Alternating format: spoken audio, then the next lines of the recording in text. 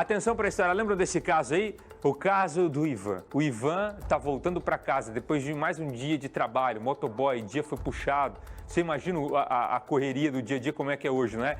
Ele é atingido por um motorista de uma caminhonete que, de acordo com a polícia, é investigado por ter ingerido bebida alcoólica e também por estar disputando um racha. Veja o que tinha dentro da caminhonete. Além da cerveja ali do lado de trás, as duas cervejas abertas ali na parte do meio. Estão vendo aí? E mais, o motorista do outro carro já tinha prestado depoimento. Aparece na imagem também um outro carro, os dois estão ali em alta velocidade, segundos antes do acidente acontecer. O Pedro Marconi está junto comigo para trazer mais informações dessa história, porque, Pedro, muito tempo já que era aguardado o depoimento do motorista. Ele falou, conta para nós os detalhes. Falou sim, Buganza.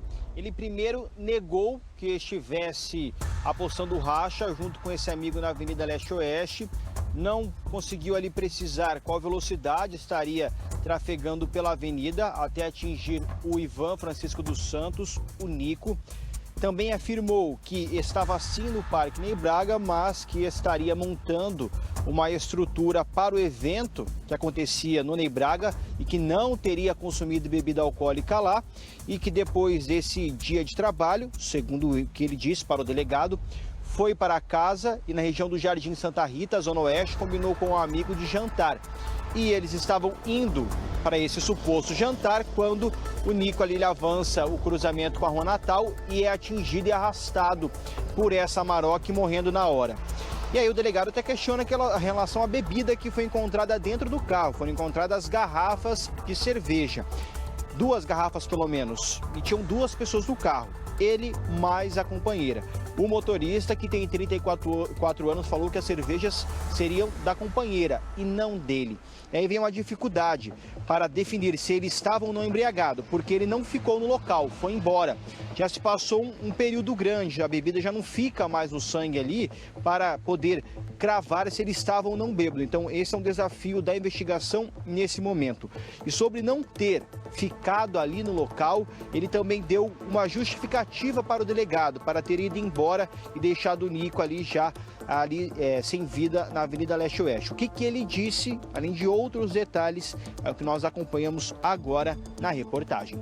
11 dias depois do acidente, o motorista da Amarok prestou depoimento, mas ele não foi até a delegacia de trânsito. Preferiu falar por meio de videochamada. O condutor da caminhonete alegou que trabalha com empreitados, com obras, estava fazendo uma obra no Parque de Exposição, onde estava tendo um evento. E aí de lá ele permaneceu, trabalhou lá a tarde toda e que de lá à noite ligou para um amigo para irem jantarem juntos. E que nesse trajeto teria o motoqueiro cruzado a preferencial e ele causado o acidente. O homem de 34 anos, que foi embora após atropelar Ivan Francisco dos Santos, disse no interrogatório que deixou o local por ter síndrome do pânico. Mesmo com garrafas de cerveja dentro da caminhonete, negou que havia bebido e garantiu que não estaria apostando racha. Disse que estava na velocidade compatível com a via. Alegou estar trabalhando, que não consumiu bebida alcoólica porque também fazia uso de medicamentos devido a um problema de saúde e que a bebida encontrada no interior da caminhonete seria da sua esposa. Só que lá tinha estava ele e a esposa só na caminhonete e dentro da caminhonete aberta tinha exatamente 2 garrafas de cerveja parcialmente consumidas dentro da caminhonete. Mesma versão apresentada pelo motorista da Audi, que aparece nas imagens das câmeras de segurança ao lado da Amarok, trafegando pela Avenida Leste-Oeste. O condutor deste veículo alegou que não estavam tirando racha, que teriam se encontrado momentos antes e que no trajeto acabou havendo essa colisão por culpa do motociclista que teria passado a preferencial. Nico, como era conhecido Ivan, tinha 35 anos, trabalhava como ajudante geral numa empresa e complementava a renda como motoboy. Na madrugada do dia 15 de fevereiro, ele voltava para a casa do serviço quando foi atingido pela caminhonete. A Amarok estava lado a lado com uma Audi. No cruzamento com a Rua Natal, Nico é atingido e arrastado por uma quadra. Ele morreu na hora. A investigação do caso continua. O delegado aguarda laudos da Polícia Científica que podem demorar cerca de um mês ainda para ficarem prontos, para poder definir com exatidão qual seria a velocidade do motorista da Amarok. No final do ano passado, o mesmo motorista foi preso por embriaguez ao volante no litoral do estado. Caso seja comprovado que no atropelamento de Nico ele estava apostando corrida, poderá ser indiciado pelo crime de racha com resultado morte. Se há ou não um racha, muito vai depender da velocidade que estava. Se eu acredito, olha, eles estavam realmente tirando racha, e a velocidade que o perito fala que eles estavam a 30 km por hora fica meio incompatível com a narrativa. Então a narrativa tem que ser feita após as provas periciais. Não é o que eu acho, e sim o que eu estou provando. Cada um tem que responder pela culpa que lhe cabe. Que houve imprudência e negligência do condutor do veículo, né, da motocicleta, certamente, só que a responsabilidade dele não dá para aferir, porque não dá para culpá-lo, porque ele acabou falecendo. Então, ele tem parcela de culpa nesse acidente, sem sombra de dúvidas. Ele passou uma preferencial sem observar as devidas cautelas. Agora, se o veículo não estivesse correndo, se eles não estivessem disputando uma corrida não autorizada, talvez o acidente não tivesse ocorrido, ou se tivesse ocorrido, não teria tamanha gravidade. No início dessa semana, amigos e familiares de Nico fizeram um protesto na Avenida Leste-Oeste, cobrando justiça e clamando para que a morte do motociclista não fique impune. Não foi acidente, Nico! Justiça pelo Nico! Eu acredito que a única pessoa que vai me entender é uma mãe que perdeu um filho, porque ninguém mais consegue entender, porque meu coração está dilacerado, é uma dor que nada cura, nada passa.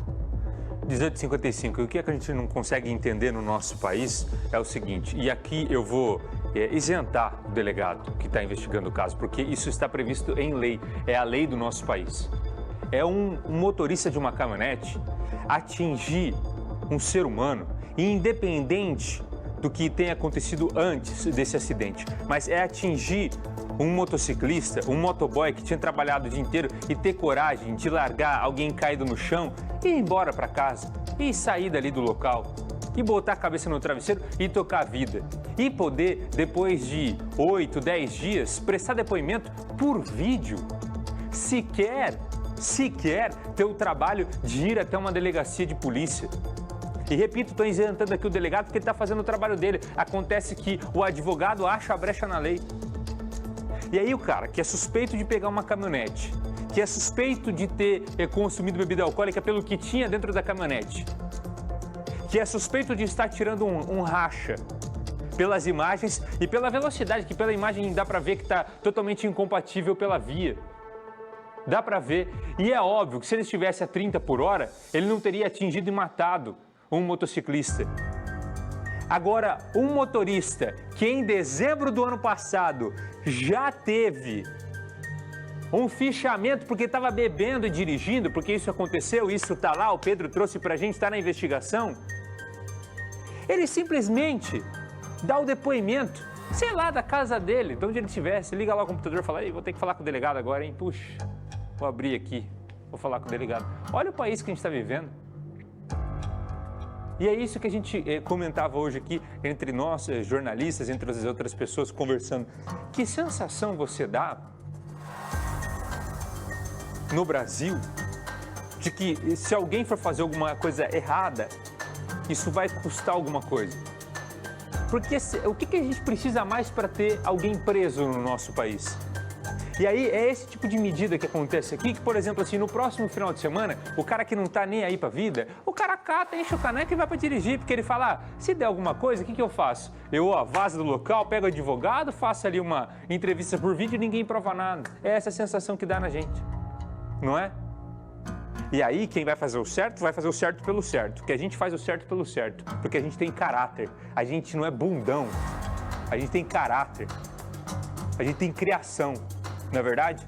A gente tem criação, então a gente faz o certo pelo certo. Agora, quem não faz o certo pelo certo, quem não tá nem aí com o resto, e infelizmente vai continuar com a sensação de impunidade, vai continuar aí achando que pode fazer o que quer. 18h58, é muito triste ver isso acontecendo no nosso país e ver uma mãe chorando e tendo que gritar por justiça por ter o filho morto e simplesmente nada acontecer dali para frente. Vamos seguir?